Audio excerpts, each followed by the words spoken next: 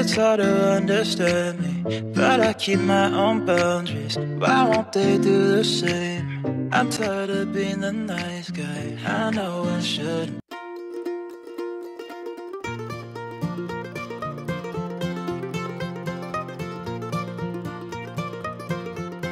আপনাদের সাথে আজকে একটি ঘটনা শেয়ার করব। এই ঘটনাটা আপনারা পুরোটা শুনে আমাকে সাজেস্ট করবেন আসলে কি করা উচিত, আসলে কার দোষ বা কে এখানে নির্দোষ, বা যে নির্দোষ তার আসলে কি করণীয়।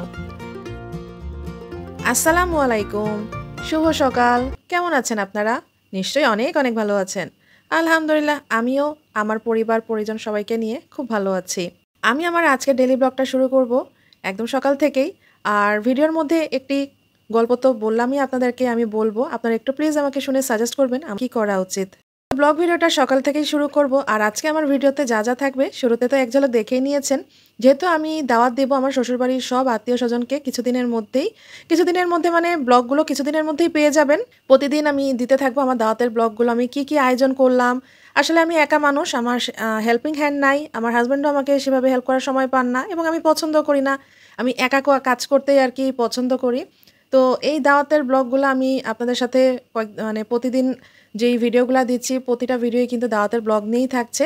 তো আমি দাওয়াতের আগের দিন থেকে রান্না প্রিপারেশনগুলো শুরু করেছি। তো অনেকগুলো আইটেম রান্না করব। যেদিন দাওয়াত দেবো সকাল 10টা-11টায় আমার গেস্টরা চলে আসবেন, তো আমি তো সকাল থেকে এতগুলো রান্না একবার করতে পারবো না, তাই আমি আগের দিন থেকে প্রিপারেশন নিচ্ছি। তো প্রায় অনেকগুলো 12-14 রকমের আইটেম করব, তো আগের দিন থেকেই প্রিপারেশন নিচ্ছি। যেমন মাংস টাংসগুলো আগের দিন থেকেই প্রায় 90% করে রেখে দিচ্ছিলাম। তো সেইগুলো আমি আপনাদের সাথে ভিডিওতে শেয়ার করছি এই কয়েকদিন ধরে, এবং আগামী আরও 2-3টা ব্লগ যাবে একদম দাওয়াতের পর্ব নিয়ে। ব্রেকফাস্টটা করেই নিলাম, দেখেইছেন স্যান্ডউইচ বানিয়েছিলাম।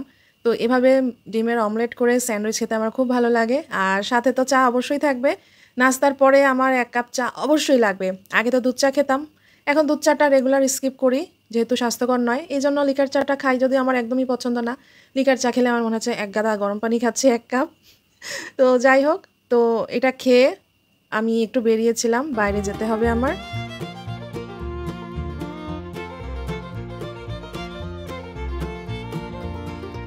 তো বাইরের কাজ শেষ করে আপনাদের সাথে কিছু ওই যে বাইরের দৃশ্যগুলো একটু শেয়ার করলাম। তারপর বাসায় চলে আসতে আসতে প্রায় দুপুর হয়ে গেছে। একটু রেস্ট নিয়ে খেয়ে তারপরে বিকাল থেকে আবার কাজে আর কি কোমর বেঁধে লাগবো। তো বিকালের সিন আপনাদেরকে একটু দেখিয়ে দিচ্ছিলাম আমার জানালা দিয়ে।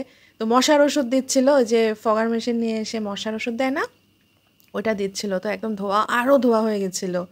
তো মনে হলো হঠাৎ করে আপনাদের সাথে একটু শেয়ার করি। তো শুরুর যে ধোঁয়াটা ছিল ওইটা আর ক্যাপচার করতে পারিনি, তো শেষের ধোঁয়াটুকু ক্যাপচার করলাম।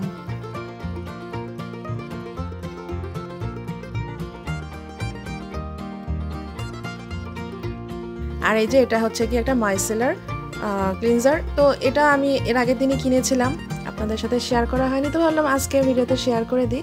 এটা আমার আর কি প্রতিদিনই লাগে, সকাল রাত একবার আমার লাগবেই।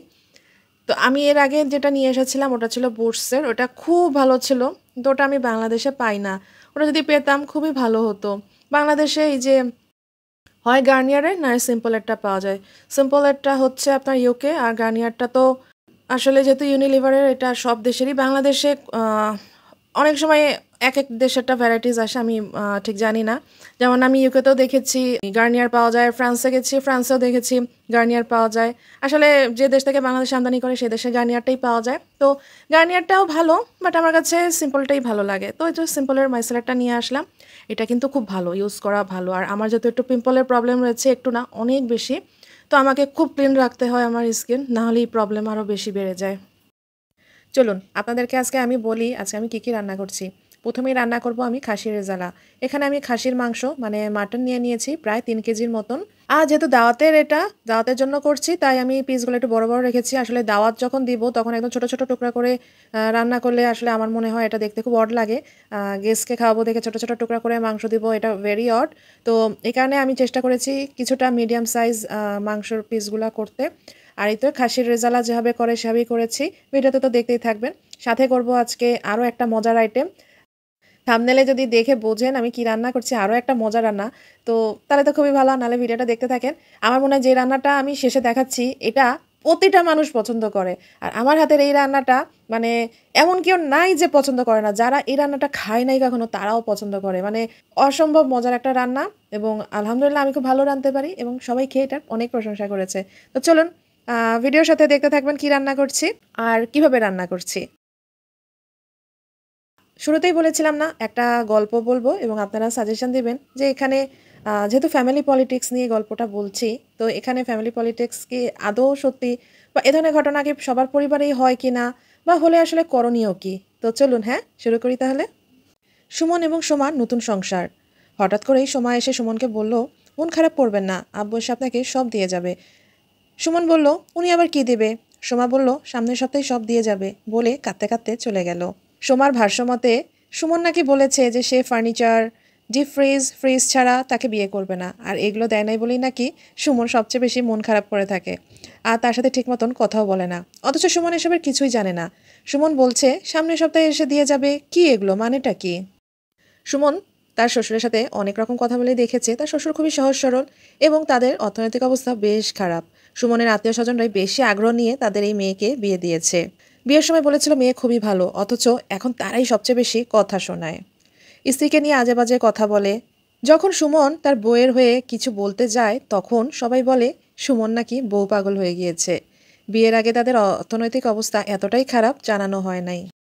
এইসব আজে বাজে কথা শোনার পর সুমন যখন সবাইকে এইসব আজে বাজে কথা বলতে মানা করে তখন সবাই বলে সুমন নাকি বউ পাগল হয়ে গিয়েছে, বউয়ের কথায় উঠে আর বসে। সুমন যখন দেশে যায় তখন সবাই তাকে একটি ভালো মেয়ে আছে বলেই মেয়ে দেখায় এবং সাথে সাথে বিয়ের ব্যবস্থাও হয়ে যায়। আসা যায় তাদের মানে মেয়েদের বাসার যে অর্থনৈতিক অবস্থা এতটা খারাপ ছিল সেটা সুমনকে জানানো হয়নি। সুমনের চাহিদা ছিল মেয়ে হতে হবে শিক্ষিত, মার্জিত, সুন্দর, স্মার্ট, মানে একজন গৃহবধূ হিসেবে বা একজন জীবনসঙ্গিনী হিসেবে যতটা দরকার। সুমন কখনোই চায়নি যে মেয়ের বাবার অঢেল টাকা থাকুক বা তাদের কাছ থেকে কোনো প্রকার যৌতুক নেওয়া। আসলে সোমাও কিন্তু বেশ ভালো শিক্ষিত, স্মার্ট এবং সুন্দরী, এই জন্যই সুমন তাকে কিন্তু সব কিছু ভেবেচিন্তে বিয়ে করেছে। কিন্তু সোমাদের অর্থনৈতিক অবস্থা দেখে কিন্তু বিয়ে করেনি যে তাদের অর্থনৈতিক অবস্থা খারাপ, এমনটা কিন্তু নয়। সোমাকে ভালো লেগেছে দেখেই বিয়ে করেছে। কিন্তু সুমনের যে চাচা ছিল সে কিন্তু সোমার বাবাকে আগে থেকেই শর্ত দিয়ে রেখেছিল বিয়ে দিতে হলে কিন্তু তাকে অনেক পরিমাণে তাকে টাকা দিতে হবে, যেটাকে বলে এক রকমের যৌতুক। সবাই নিশ্চয়ই ভাবছেন যে সুমনের চাচা এত মাতবরি করছে, সুমনের বাবা মা কোথায়? আসলে সুমনের বাবা মা অনেক আগেই মারা গিয়েছে, সুমন তার এই চাচার কাছেই বড় হয়েছে। আসলে এই ব্যাপারটা সুমন কোনোভাবেই জানতো না, সবটাই সুমনের চাচাই করেছে। কিন্তু সুমনের বউ মানে সোমা এটা তো বিশ্বাসই করে না যে সুমন এই বিষয়ে একদমই কিছু জানে না। সোমা বারবারই সুমনকে বলে যে আপনি যেহেতু আমার সাথে কথা কম বলেন বা কোনো কারণে রেগে থাকেন, নিশ্চয়ই আমার বাবা আপনাকে টাকাগুলো দেয়নি দেখেই এই ব্যবহার করছেন। সোমা কোনোভাবেই বিশ্বাস করতে চায় না। সোমা সমস্ত ব্যবহার দেখে খুব চুপচাপ হয়ে গিয়েছে, সে কারোর সাথে মিশেও না, বিশেষ করে সুমনের সাথে তো একদমই কথা বলে না, মানে তাকে খুবই ভুল বুঝছে। সুমন আসলে এগুলো কিছুই জানতো না, মানে সেই মুহূর্তে কি করবে কিছুই বোঝা যাচ্ছে না। আসলে বেশি বউয়ের হয়ে কথা বললে সবাই বলছে তাকে বউ পাগল, আবার বউয়ের সাথে যখন কিছু কথা বলতে চায় বউ বলে বাবা টাকা দিয়ে দেবে, আপনি তো যৌতুকই চেয়েছেন, যৌতুক দিলেই আপনি খুশি থাকবেন তো।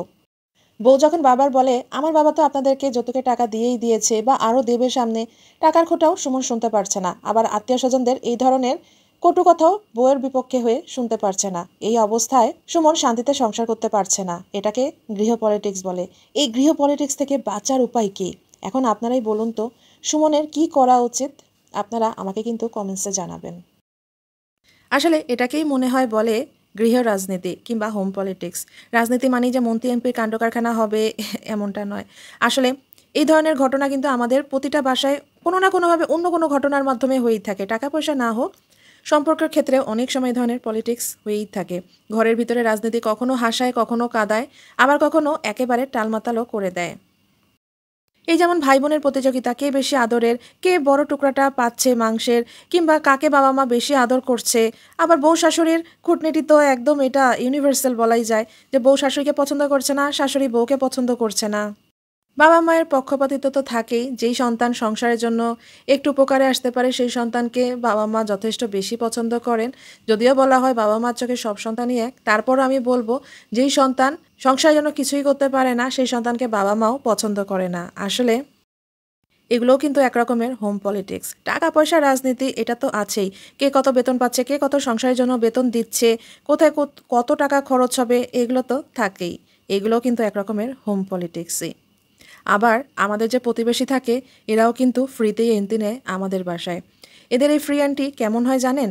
যে কার জামাই কেমন, কে কোন ক্লাসে ফার্স্ট হলো, কে ফেল করলো, কে কয়টা শাড়ি কিনলো, গাড়ি কিনলো, বাড়ি বানালো, এগুলো কিন্তু একরকমের হোম পলিটিক্স। তোমরা তো বুঝতেই পারছো, বাইরের রাজনীতি যত বড়ই হোক, ঘরের রাজনীতি কিন্তু তার থেকে একটুও কম নয়। ছোট ছোট ভালোবাসা, প্রতিযোগিতা, ঝগড়া আর হাসি এসব মিলিয়েই কিন্তু আমাদের হোম পলিটিক্স। তাই বাইরের নেতা সামলানোর আগে নিজের ঘরের নেতা সামলানোই সবচেয়ে বড় চ্যালেঞ্জ। তো এই তো আমার গল্পটা কেমন লাগলো? এই হোম পলিটিক্স সবার বাসাতেই কম বেশি হয়ে থাকে, সেটা যে কোনো ব্যাপারেই হোক না কেন হয়ে থাকে, স্বামী স্ত্রীর মধ্যেও কিন্তু হয়ে থাকে। ওই যে বলে না, ওয়াইফ চাকরি করতে যাচ্ছে বা ওয়াইফ বেশি বেতন পাচ্ছে, স্বামী হয়তো কম বেতন পাচ্ছে, বা স্বামী হয়তো বেশি বেতন পাচ্ছে দেখে বউকে পাত্তা দিচ্ছে না, ঘরে সময় দিচ্ছে না। তো এই ধরনের না হোম পলিটিক্স থাকেই। আর সংসার জীবন চলতে গেলে পলিটিক্স নিয়েই থাকতে হবে। আসলে যে যত ভালো পলিটিক্স জানবে সেই সবচেয়ে বেশি হাসি খুশি শান্তিতে থাকতে পারবে আমার মনে হয়। শেষে যে রান্নাটা করব বলেছিলাম না, অনেক লোভনীয়, অনেক মজার, এমন মানুষ নাই যে পছন্দ করে না। তো এটা হচ্ছে লইটা শুটকি, বুঝেই গিয়েছো। তো লইটা শুটকিটা কীভাবে রান্না করলাম ভিডিওতে তো আমি দেখিয়ে দিচ্ছি। এই লইটা শুটকিটা খুবই মজা হয়েছে, খুবই মজা হয়েছে। তো আমার তো এখন ভিডিও করতে করতে আবারও আর কি মুখে পানি চলে আসছে যে কখন খাবো এভাবে আবার রান্না করে। তো এটা আসলে দাওয়াতের জন্য। তো দাওয়াতে আর কি সবাই এটা খুব পছন্দ করেছে। লইটা শুটকি আমি খুব ভালোই রাঁধতে পারি, আর শুটকির মধ্যে এই শুটকিটাই আমার কাছে সবচেয়ে ভালো লাগে। অন্য অনেক ধরনের শুটকি হয়, সেগুলো খুব একটা আমি খাইও না বা সেভাবে রাঁধতেও পারি না, আসলে পছন্দ করি না। কিন্তু লইটা শুটকিটা এরকম ভুনা ভুনা করে কষা কষা করে একদম মাংসের মতন করে রান্না করলে খেতে কিন্তু সেই রকম স্বাদ হয়। ঠিক না? যারা শুটকি লাভার আছেন সবাই কিন্তু আমার কথায় একমত হবেন।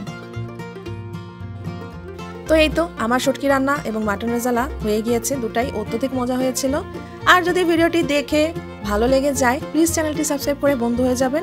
এর মধ্যে আমার চ্যানেলটিকে সাবস্ক্রাইব করে বন্ধু হয়ে আছো এবং আমার প্রতিটি ভিডিওতে সুন্দর সুন্দর কমেন্টস করো। সবাইকে অনেক অনেক ভালোবাসা রইল। তো আজকে এই পর্যন্তই বিদায় নিচ্ছি, আগামী ব্লগ দেখার আমন্ত্রণ জানিয়ে আজকে এখানেই শেষ করছি। Good night.